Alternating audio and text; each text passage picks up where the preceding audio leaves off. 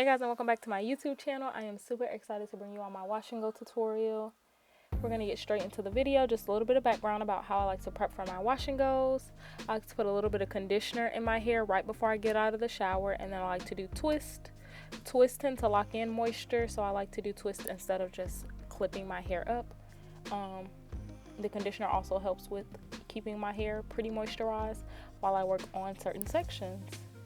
So you're going to see me, disclaimer, please ignore my quarantine nails and my squishy water bottle. I have ordered a new spray bottle, and it's the really good one with the nice mister. So yeah, nevertheless, let's get back into the tutorial. I like to add a lot of water to my hair. I like to get the conditioner going, and I also like to prep for the products that I'm about to use. I use 2 products in this video, and they are both by Aussie. I'll switch between detangling with my Denman brush and also finger detangling. My Denman brush helps really well with clumping together my curls, and then my finger detangling helps really well with even distribution of product. And so you'll see that throughout the video. I'll just switch back and forth between the two. Really quickly, I'm going to start putting the Frizz Taming cream all over this large section of my hair. That's the Frizz Taming cream. I'm going to put that all over this large section of my hair. I'll say start with a little. It's a lot easier to add product versus the opposite, obviously. Start with a little and then work it into your curls. Make sure you're not putting too much, but just enough. You'll kind of get the hang of this as you do your wash and go. Honestly, there is no right or wrong amount of product to use. You kind of just want to get a feel for your hair and then add product based on, how much you feel that you need. So next you're going to see me divide the large section of hair into smaller sections of hair just so that I can really work that product in.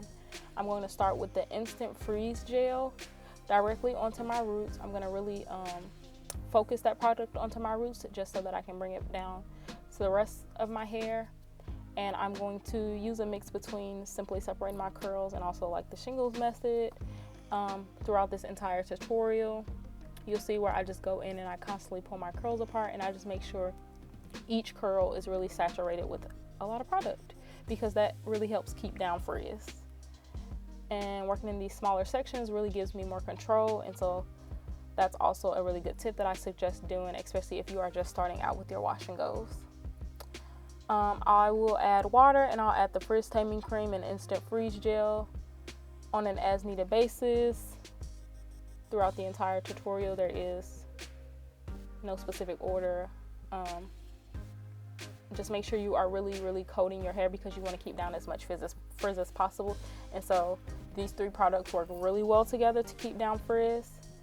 Throughout the video, I will hop in and out. I don't want to talk throughout the whole video, but I am going to hop in and tell you all what to do during your really dry spots, and then also once your hair starts to dry, how to minimize frizz as well. All right, so just keep watching.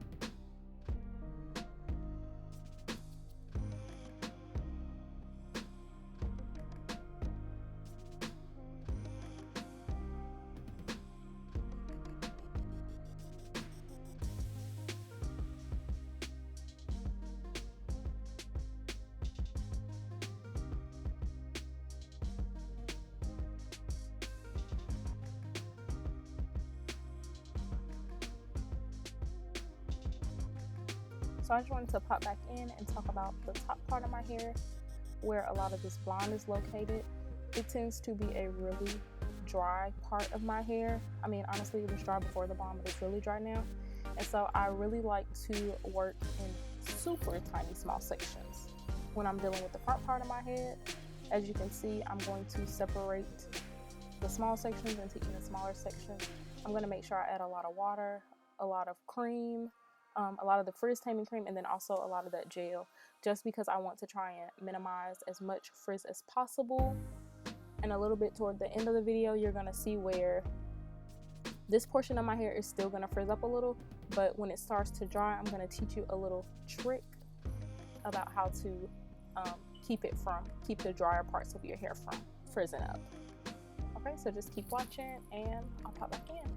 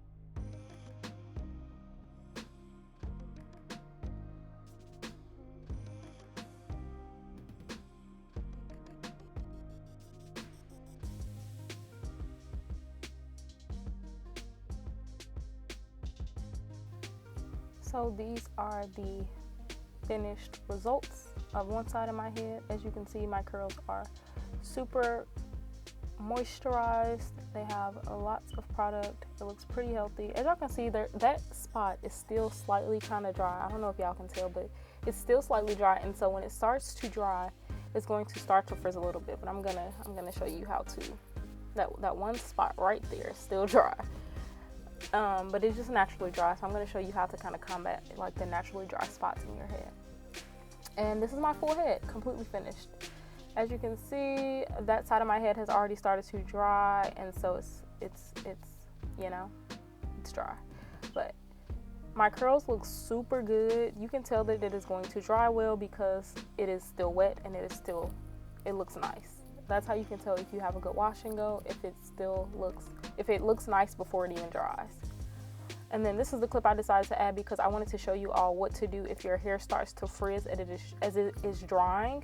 One thing that I always do is I wash my hair while it is drying so that when it starts to frizz a little bit, like spots like this starts to frizz a little bit, I can take a little bit of that Frizz gel and start to apply it again. And that Frizz gel will really help put those frizzy pieces, that Frizz gel will really help put those frizzy pieces back together. Like, it'll really just help with the frizz and help minimize frizz so that when your hair is fully dry, there's no frizz there.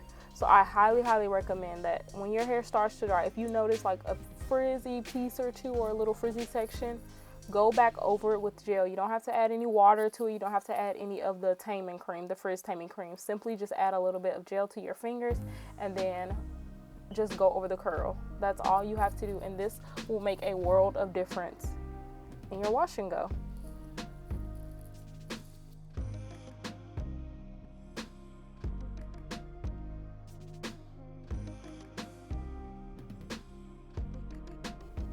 Yes, this wash and go looks great. It looks great. Just look at how good my curls look, how moisturized my hair is. It just looks amazing, and these are the results. I shot this clip on a Wednesday. I did this wash and go on a Monday, so this is just 2 days later. Amazing. Thank you all so much for watching. Like, subscribe, and comment, and I will see you in my next video. Bye.